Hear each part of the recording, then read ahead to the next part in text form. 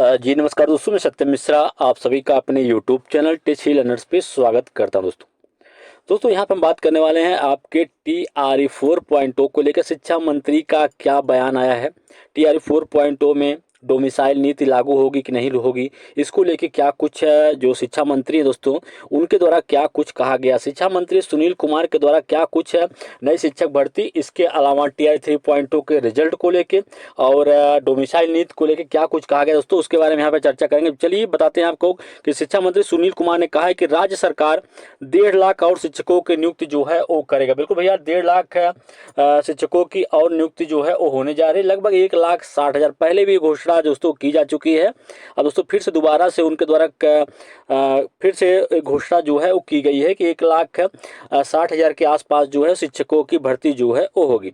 तो और रिजल्ट को लेकर कहा गया कि TRE 3 का रिजल्ट जल्दी जारी करने के लिए शिक्षा विभाग ने BPSC से जो है आग्रह किया है कि जल्द से जल्द जो है TRE 3.0 का जो रिजल्ट है वो जारी किया जाए। दोस्तों रिजल्ट का मुद्दा अभी इस वजह पे फंसा हुआ है कि रोस्टर क्लियरेंस को लेके, कि रोस्टर क्लियरेंस तो हो चुका है, अब रोस्टर जैसे ही बन जाता है और इसके अलावा जो ताती तत्वा जनजाति है उसका मामला, इसे आरक्षण का जो लाभ है, लाभ लेने के लिए दोस्तों उनको अपडेट करने के लिए बोला गया था कि आप जो है अपने फॉर्म में संशोधन कर सकते हैं या जो है डेटा उसको अपलोड करने का भी उनको 23 तारीख तक का जो मौका दिया गया। जैसे दोस्तों ये चीज़ें समाप्त होती हैं उसके बाद आपका जो रिजल्ट है यहाँ पे आपको देखने के लिए मिलेगा। चलिए आगे क्या कुछ उनके द्वारा कहा गया डोमिसाइल नीति को लेके, इसके अलावा बता दें आप सभी को शिक्षकों के ट्रांसफर या पोस्टिंग को लेके भी यहाँ पे कुछ चीज़ें कही गई हैं।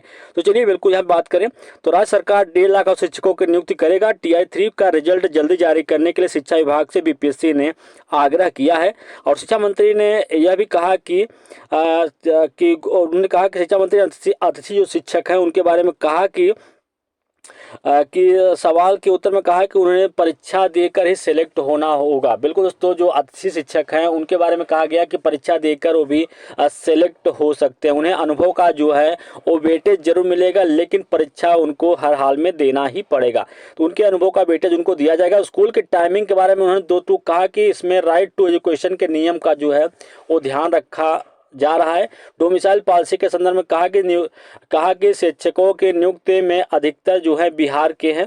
उन्होंने संकेत दिया है कि सरकार अभी अपनी पॉलिसी पर कायम है। बिल्कुल दोस्तों, यहाँ पे डोमिसाइल नीति को लेकर सीधा सीधा इनके द्वारा कह दिया गया है कि डोमिसाइल, दोस्तों इनडायरेक्ट तो कहा गया लेकिन समझिए एक डायरेक्ट ही है। उनके द्वारा कहा गया कि बिहार के युवा जो हैं ज़्यादातर इसमें शिक्षक जो हैं वो नियुक्त हुए हैं और उन्होंने संकेत दिए हैं कि सरकार अभी इस पॉलिसी पर कायम रहेगी। तो बिल्कुल भैया, जो आप डोमिसाइल नीति को लगातार मांग कर रहे थे कि डोमिसाइल नीति जो है लागू होनी चाहिए, तो फिलहाल जो राज्य सरकार है इस पर कुछ अभी दोस्तों बिल्कुल जो फैसला है डोमिसाइल नीति को लागू करने का वो अब लागू नहीं होने वाला दोस्तों। ठीक है, अभी तक का जो अपडेट है उसके हिसाब से, जो शिक्षा मंत्री का बयान आया है उसके हिसाब से तो डोमिसाइल नीति जो है फिर लागू नहीं होगी। ठीक है,